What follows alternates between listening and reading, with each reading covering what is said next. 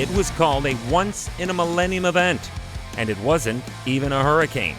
I mean, it was helped by a hurricane, but still. Today's a story of a South Carolina flooding that completely overwhelmed Charleston Airport and several other coastal communities. Hi, I'm Chris May, host of This Day in Weather History, a podcast from the Weather Network in Canada. Hey, check out the TV station, The Weather Network, or hit us up online because the podcast video shorts are now playing. You get a preview version of today's episode and right from the TDIWH podcast studio with me as your host. We've got it loaded with archived video to really bring this story to life. It's on TV and at www.theweathernetwork.com/weather history. Check that out today. It was an area of low pressure from days prior. It stalls out offshore and drinks a healthy serving of Hurricane Joaquin. It was basically like hooking up a fire hose to a hydrant and then you just let her fly. And it was all over South Carolina. And it happened on October 2nd, 2015, this day in weather history. It affected the whole Atlantic seaboard, but South Carolina was by far hit the hardest. There was a cold front attached to an already healthy low-pressure system that was making its way across the southern plains towards the South Atlantic coast of the United States on September 29th through the 30th. Now, along its path, it had already established itself as a threat by producing heavy rain in multiple states. And then it just pulled up anchor and stalled offshore. This is where the South Carolina flood begins. You see, this October 2015 North American storm complex was extratropical in nature, and they always come with heavy rain and could have been enough for flooding to be an issue in the most affected regions, especially across North and South Carolina. But that's where things here just didn't end. This stalled out low reached out into the Atlantic Ocean and, in its counterclockwise low-pressure spin, inadvertently tapped into moisture from the nearby Hurricane Joaquin. This brought a deluge of continuous rain to southeastern states, with the worst effects concentrated in South Carolina where the catastrophic flooding occurred. Check out some of these numbers.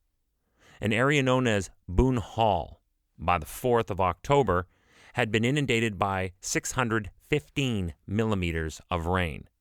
And in just one day, Charleston Airport was leveled with almost 300 millimeters of rain. By October 3rd, 500 traffic accidents and the Charleston Historic District was brought to a virtual standstill while most roads were closed due to the flooding. But it was on October 4th when enough was finally enough. It was when the rivers burst their banks. All a result of this inundation of rain, stalled low, offshore hurricane. The state's Department of Health and Environment Control said 36 dams had indeed failed. Therefore, this massive onslaught of water washed out roads, bridges, vehicles, and homes.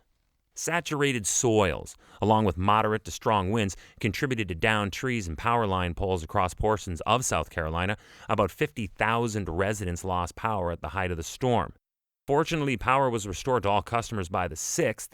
The October 2015 floods severely impacted safety, life, and the livelihood of those in South Carolina. Several of the fatalities were individuals trapped in vehicles, swept into high water. One woman drowned in Spartanburg on October 1st after her car was overwhelmed by flooding in an underpass. Overall, this entire duration event resulted in 25 deaths, 19 of which were in South Carolina, caused by the flooding.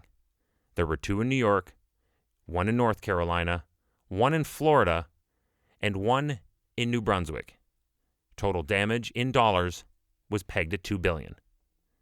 And it was all due to a sequence of unfortunate meteorological events, a stalled out low that was in the perfect proximity to a passing hurricane that was just close enough to be tapped for an auxiliary moisture feed. Sometimes things just work out that way. And they did, unfortunately, for South Carolina on October 2nd of 2015, this day in weather history. Tomorrow is October 3rd, and we are looking ahead to the 50th anniversary of NOAA, the National Oceanic and Atmospheric Association. It's the golden anniversary, and I take you back to where it all began and just how it got to where it is today. Now, I know you're going to find this story interesting, but some facts that played into its story date back as far as the founding fathers of the United States of America. Never miss an episode by subscribing to this podcast from wherever you happen to be listening to me right now. Just hit the subscribe or follow button, and you will never miss a day in weather history.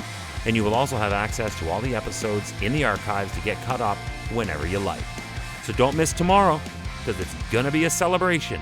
It's going to be right here on this day in weather history with me, your host, Chris May.